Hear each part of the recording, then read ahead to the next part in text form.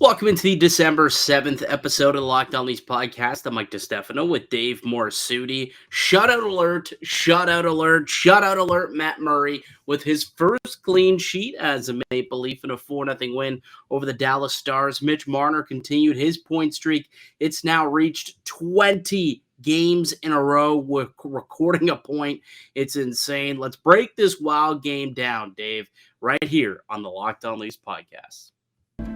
You're Locked On Maple Leafs, your daily podcast on the Toronto Maple Leafs. Part of the Locked On Podcast Network, your team every day.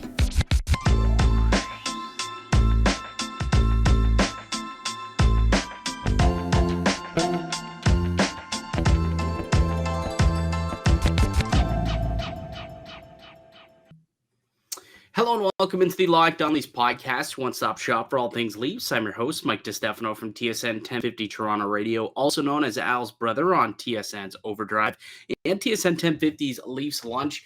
Joining me, it's my co-host, Dave Morassutti from Sportsnet, also writer for the NHLPA. Locked On Leafs is a daily Maple Leaf-centric podcast, so be sure to subscribe for free wherever you get your podcasts from. You can also now catch us up on video format up on YouTube. Search up Locked On Leafs on YouTube, hit subscribe, and get daily Leafs content directly to you every single day, Monday through Friday. It's all Leafs all the time here at Locked On Leafs.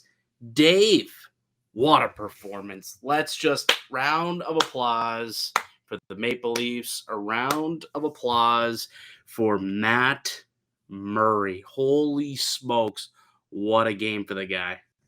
Best game as a Leaf, like no question about it. Like that was. When was the last time you think you've seen a Leafs goalie have that type of performance? Not just like his best game as a Leaf, but when's the last time you've seen a Leafs goaltender put up that type of game, that kind of game, those type of numbers? When Jack Campbell was really, really good, like I'm talking, like really good. But I think like the degree of the difficulty of the saves he had to make in this game, like the Leafs, every team allows tough opportunities, but we were saying in the Discord chat, we were pretty much praying for Matt Murray's groin the whole game, just because of some of the saves he was making. Like these were most. There was one instance in the third period where I saw him. I think the puck may have got deflected, and he had to quickly like change his positioning. And I thought I saw him like gingerly skate over, and I was like, "Oh no!" Like when he pushed back off to go to the other post, I thought I saw something. I was like, "Oh no, did he tweak something?" But it was all good. It was all good. But yeah, I was same thing. I'm sitting here thinking to myself, like, "Oh man, this guy's been under siege all night." The good thing is, he's got a couple days off because he doesn't get the start against the LA Kings. It's Ilya Samsonov is the scheduled start. But I wonder now, coming off a shutout, how do you pull this guy out of the lineup? I mean, Sheldon Keefe kind of already came out and laid out the schedule. But, I mean, after that performance, you're going to put that guy on the bench in a ball cap? I don't know. Is there a conversation to be had here, Dave, about who starts in the game on Thursday now? There might be. Sometimes, coaches say the plan can always change. But Matt Murray might also want to get the night off after what he went through against this game. Just to give you an idea of how stellar this performance was, I'm going to just pull up this tweet from moneypuck.com. This is how difficult this victory was for him. With a 5.979 goals saved above expected, Matt Murray's performance versus Dallas is the best for a goalie in a shutout since modern stats started. That's against just in general? Yep. Holy cow. You see, it's funny. I was using Natural Stat Trick, and their numbers were a little different. I know Natural Stat Trick, when it comes to goaltending, numbers are a little bit off. Because they had 6.14 goals saved above expected.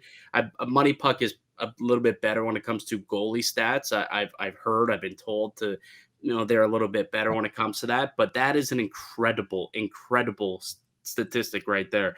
So this is the best goaltending performance that we've seen in a shutout since that they've like been covering these, and like this goes back to what? 2016. You'll see here. You got 2016 against the Capitals for Yaroslav Halak. So basically, since Austin Matthews came into the league, no goaltender has had a better shutout performance than Matt Murray just had right here tonight in Dallas. Pretty much. Outstanding. The fact that Georgiev is on that list twice is also hilarious. Yeah. Georgiev has had a couple of doozies against the Maple Leafs as well. But just an exceptional night out of Matt Murray. It was unbelievable. I mean, I don't know about you, but I think all of Leaf Station, I'm not just going to say, I'm sure everybody had the same experience holding their breath there at the end of the second period, 5-on-3. Marner breaks his stick. It's a 5-on-2 with Sandin and Liljegren as the two defensemen. You've got arguably one of the best offensive players in the league right now. It's actually not arguable. Going into the game, 18 straight games with a point, and he has like, I think it's 34 points or something stupid like that in that 18-game stretch. Like, it's insane what he's doing. And somehow he's able to come up with some big stops, some big saves. I was so worried. I was like, oh my God, this is going to end up at the back of the net for sure. Nope, some big blocks by Sandin and a couple of big stops by Matt Murray. And, he was just there to make every save tonight, obviously. 44 of them. He turned aside all 44. Just an exceptional game out of Matt Murray, potentially the best, statistically, the best shutout performance. Maybe not the best goalie performance. There might have been a different one, but this was based off of a shutout. But, I mean, the best goaltender performance that I can recall in a very long time when it comes to the Maple Leafs. And it's tip of the cap, man. I mean, he deserves all the credit he's getting right now. He was absolutely ridiculed through the summer by a lot of Leafs Nation. I think we were a little bit more open-minded about this tandem than most, but still had our question marks. And I think the question marks was always about health, not ability. And as long as he can remain healthy, he's clearly showing the abilities there. He's been unbelievable. And Matt Murray, just again, tip of the cap to you, sir. Is that nickname going to stick now? Murdaddy Fresh? Murdaddy Fresh. That was quite the Murdaddy Fresh type of performance, wasn't it? It definitely was. Like that's exactly what that was. So like Matt Murray, I mean, that's our first star of the game. Like, let's not even. No, not even a question.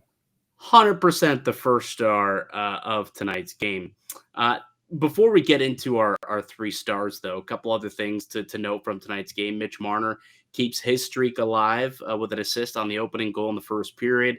That's now 20 games in a row, joining a very exclusive club of like 5 players in the last 20 years to have 20 game point streaks, which is just outstanding when you look at the list of the names that are out there.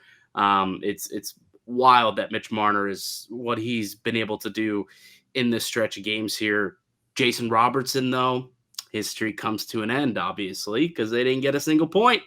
Came close a couple times, but did not register a point. So his streak ends. Marner's streak continues. It's at 20. He'll go for 21 straight at home on Thursday against the LA Kings. All right, with that, why don't we take a quick break? We can get back into tonight's game, break it down a little bit more, talk about our 3 stars of the game.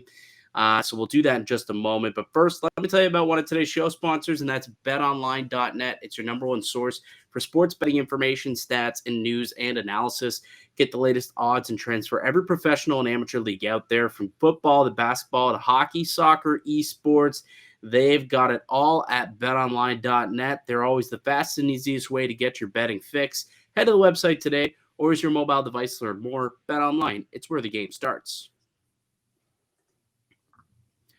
Welcome back into the Locked On Leafs podcast. I'm Mike DiStefano with Dave Morassutti. We are your hosts here at Locked On Leafs. And if you haven't already, you're enjoying the content and maybe it's your first time stumbling upon us, or you've been here a couple of times to catch an episode and you haven't yet subscribed, it would really be appreciated by both Dave and I if you hit the little subscribe button and subscribe to the podcast. That would certainly help us out. We're trying to beat Locked On Canadians to 3,000 subscribers.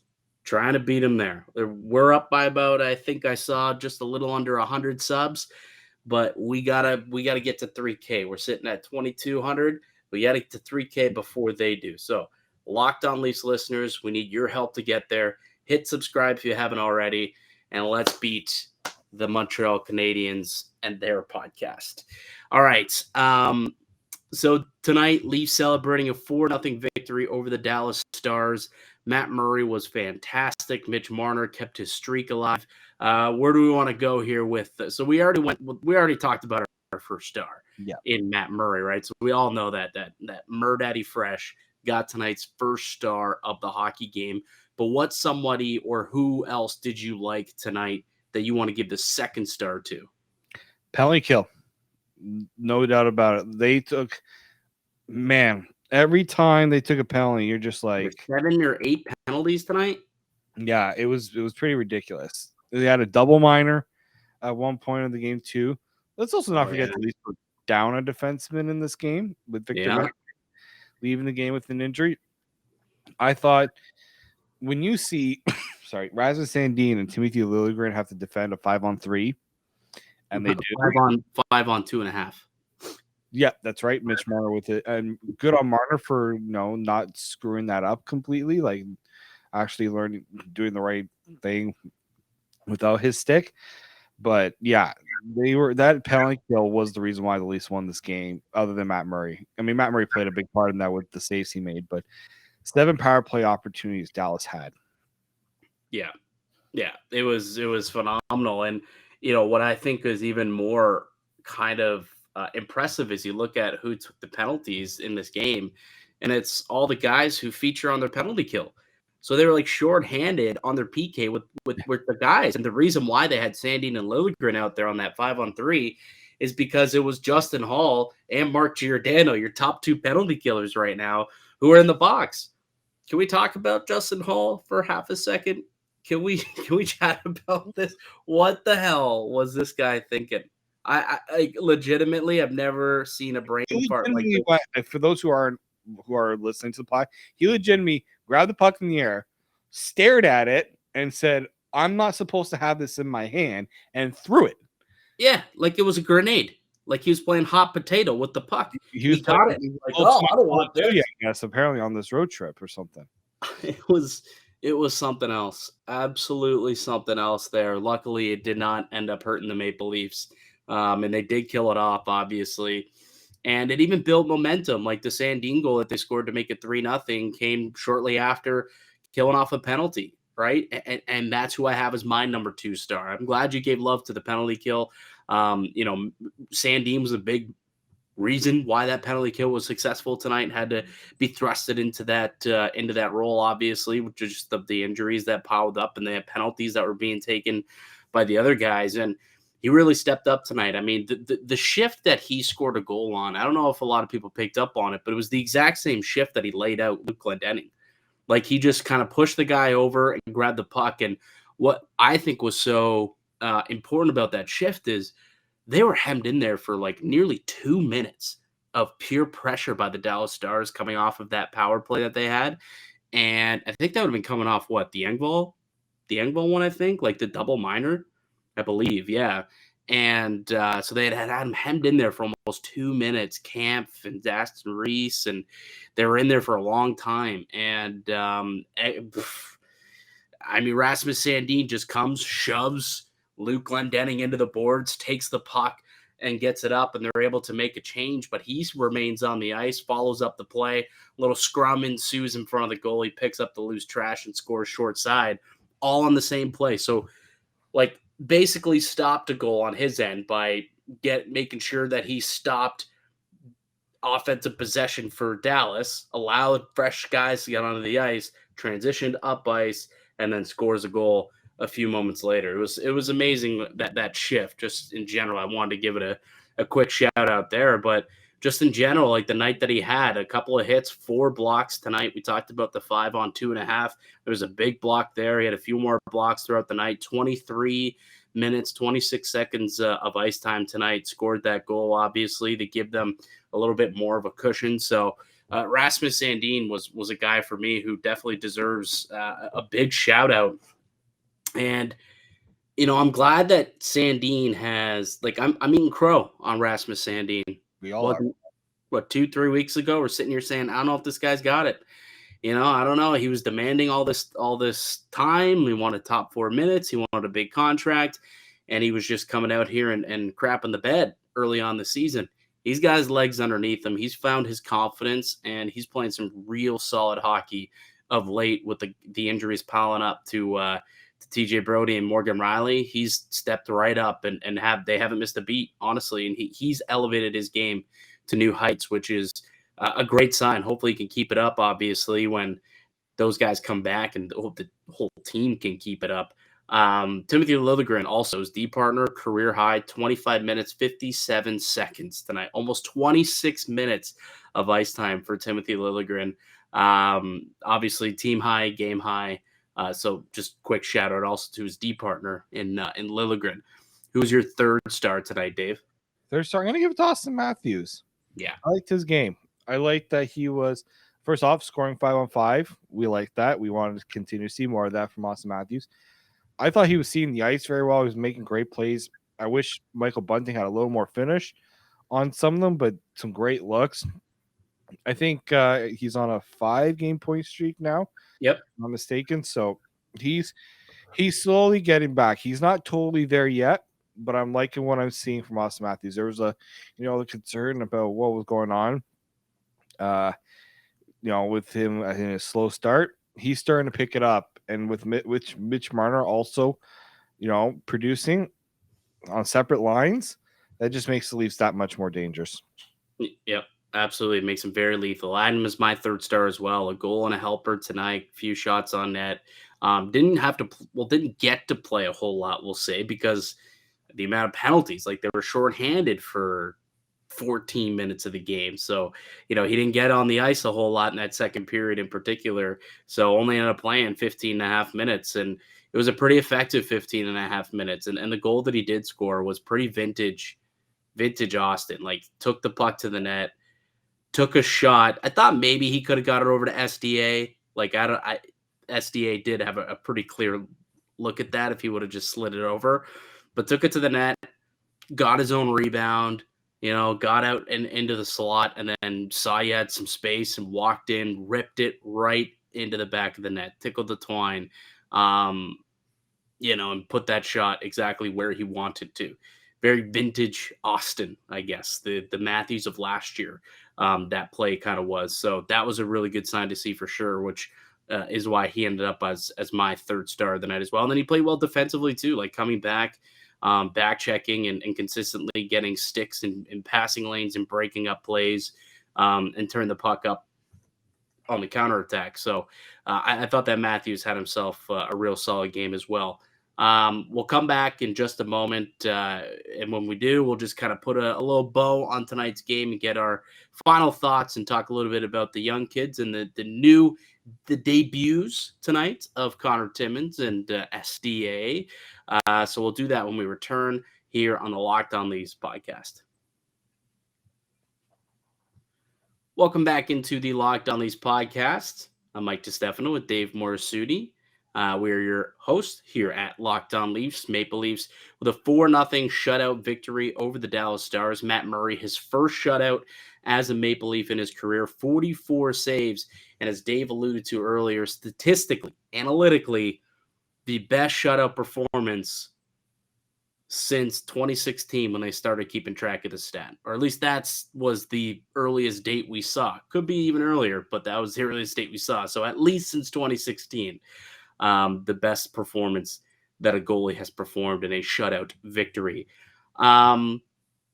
What else did you see out of tonight's game that you kind of want to chat about? I guess both Conor Timmins and Semyon Der-Arguchintsev were two guys who were making their debuts tonight for the Maple Leafs. SDA, his first career NHL game, got to come out and do the rookie solo lap, which is pretty cool.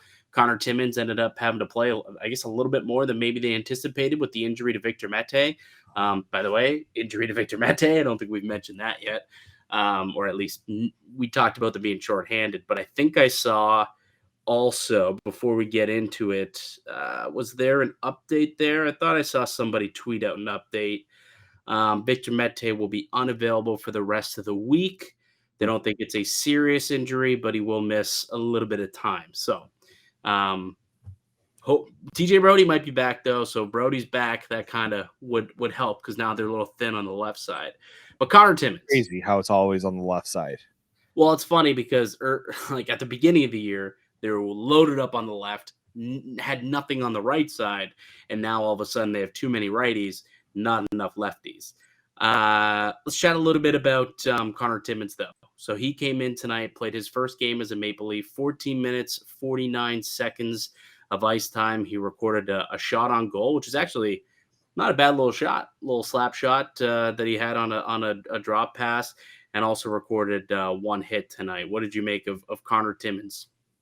I saw a player that, hasn't played in a while and was trying to get his legs under him. Some people were mentioning his skating and how it didn't look great. I'm like, this is the guy's first game in a really long time. I'm not expecting perfection from him, right? So I expect there to be nerves. And I feel like there were times we didn't see him a lot either, which was a little surprising given all the injuries, but it's also because this guy doesn't play penalty kill. Yeah. So there's a bunch of people ahead of him on the totem pole there. So, I mean, there weren't any glaring issues I saw. So that's a good thing. You don't want to make a debut and look like things are kind of overwhelming to you. So I didn't mind that from Conor Timmins tonight. Yeah, I'd agree with that. I think, as a defenseman, sometimes you're a little bit better off, just not making noise, I guess, and being a guy who kind of, if you're not in the news and you're not being talked about in the game, that means that you're not making mistakes. And as a guy playing his first game in the NHL in weeks, that's probably a good thing. Just looking at some of the underlying numbers, they would support that he had a pretty good game. Led the team in shot share with a 68% shot share on the ice for 15 shot attempts for, only 7 shot attempts against. 7-4 were the shots on goal for the Maple Leafs.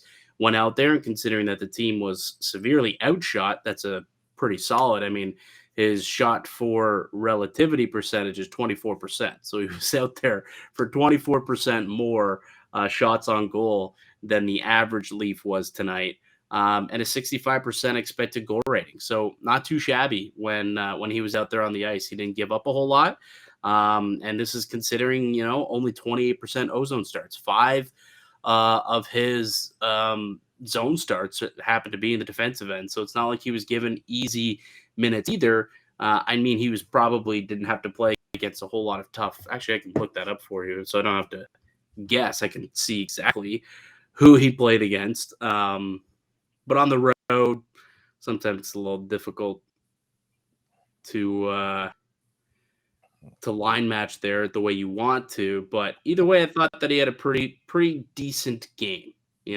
for his first game in the NHL. My computer's being really slow, so I'm trying to pull it up. Just not happening here, Dave. Just not happening. Technology sometimes it just doesn't want to cooperate. No, it does not. Did I get it here? I think I got it. I believe I got it. Okay, Conor Timmins. The player he played the most tonight was Mason Marchment. So played against Mason Marchment tonight. Played against Luke Glendening, Ty Dellandrea, all of which for more than 4 minutes tonight. Yoel Kiviranta, Wyatt Johnston, Sagan. Really, actually, he kind of just played a little bit against everybody. Didn't, they just tossed him out there when they could. And obviously, you had Pete DeBoer respond with a plethora of guys to play against him, with the away team having last change. So he did play against some pretty significant competition there. Over 4 minutes against Marchment, almost 4 minutes against Sagan. Jamie Benn played 3 minutes against him and had a positive shot share. So some pretty solid minutes out of Conor Timmins. So I would anticipate that he would get the game again against LA on Thursday based off his performance. Yeah, I can't see, we can't see a reason why you take him out for any reason. So let him get a few games, let him get his feet under him. Let him play that home game as well. I'm sure he's been waiting for that one. I'm sure there's some people who would like to go and watch him play. Well, he's an Niagara guy, just like me. Like I've known about Conor Timmins for a long time. Like I have one of my friends, like family-ish members, coached him growing up. with the St. Catharines Falcons, which was mentioned on the broadcast today, was his coach when he was with the Falcons and with the Thorold Blackhawks. So I've known Connor Timmins. I've known of Connor Timmins and his family for a long time. So he'll definitely have a lot of people in the building if he does get the game on Thursday, which, Sheldon Keefe has been pretty good when it comes to doing that for his players, knowing the meaning behind stuff like that. So I would envision him getting an opportunity there. SDA didn't get to play a whole lot. Didn't really notice him a whole lot. Had a couple of opportunities. He was kind of in the mix. He was on the ice for the Matthews goal, but again, he kind of looked him off and decided to take the puck to the net anyway. I guess he technically was screening the goaltender, all, slender, 5'10", and 160 pounds of him, was kind of in front of the goalie when the shot was taken by Austin Matthews. But yeah, only 7 minutes and 16 seconds of ice time tonight. I wasn't expecting a whole lot from SDA, so he wasn't a liability out there. How about that? Yeah, right. I didn't expect him to go out and have this amazing offensive performance. Also, a road game, you're not going to be able to, control the matchups and get the guy out there as much as you'd probably want to. So, let's just see, how long the Leafs plan to kind of keep him around. The injuries probably might dictate some changes, but for now, I would keep him in the lineup until, unless you want to get Malgin or Simmons back in there. I don't think there's a rush. I think they're at least are trying to give some of these younger guys an opportunity. Just gonna have to wait it out. Yeah, another stat that was really encouraging to see today from the Maple Leafs: 27 block shots tonight. 27 blocks. Zach Aston Reese leading the way with 4, tied with Rasmus Sandin, also with 4 blocks. And then you had a bunch of guys kind of filling in. David Kampf, who was excellent tonight, especially killing penalties. Almost 6 minutes of shorthanded ice time tonight for David Kampf. He had 3 block shots. Also had a goal from Alex Kerfoot. It was an empty netter, but he had 3 blocks as well tonight. And a goal that, this is somebody who was stuck on 1 goal all season for a while. So hopefully that's all he needs to kind of get his confidence back up, just see it go into the net, and maybe he can start being that secondary scoring that we've been kind of asking for a little bit here for Toronto. Anyways, it was a solid game all around. Like, honestly, I was thoroughly entertained from start to finish. It was a high event game, and we knew it was going to be on both ends of the ice. I had immense anxiety watching that game. It's something I haven't experienced maybe in a while because the Leafs have been so bottled up, but allowed quite a bit in that game. But overall, it was entertaining, and they come away 4-0 victory, and the first Maple Leafs shutout for on the season, but also for Matt Murray as a member of the Maple Leafs. I wonder how Sens fans are feeling right now about that deal. They're struggling. I was just thinking of that exact thing. Looking at the Senators, who look terrible, dude. They gave up another 5 goals tonight against LA. Gee, I wonder what they could use right now. Yeah, probably a goalie. A couple defensemen as well would help. Yeah. It's crazy how the Senators were viewed as the team on the up, and maybe the Leafs would be worried. I've heard this, that the Leafs would have to watch the Senators in the rear view. And I said, yeah, well, they're watching them give up 5 goals a night and not even being able to get a save from their goaltender. What's hilarious, and rest in peace now. So maybe I'm coming across a bit of a donkey for bringing this up. But remember when Eugene Melnyk was talking about the Maple Leafs rebuild and said, well, they forgot about defense. So look at the Sens now. They don't got defense either. They got a couple of young kids who might turn into something. That Jake Sanderson seemingly looks like a pretty solid player. I've heard good things about Lassie Thompson as well. But right now, they ain't got much. And it's not helping at all. A team that was looking to turn the corner this year hasn't quite turned out to be just that. All right, Dave, why don't we wrap things up here? We'll come back tomorrow, reconvene, tee up the game against the LA Kings, where Mitch Marner will look to make it 20 won straight games with a point. All right, I'd like to thank you all for listening and supporting the show. You can subscribe to Locked On These podcasts on all podcasting platforms and receive daily Leafs content. Follow myself on Twitter at Mickey_Canuck. Follow Dave at D_Morassutti. Follow the show as well at Locked On Leafs. We'll be back with another episode tomorrow to tee up Leafs and Kings here in Toronto at Scotiabank Arena. But until then, keep it locked right here on Locked On Leafs.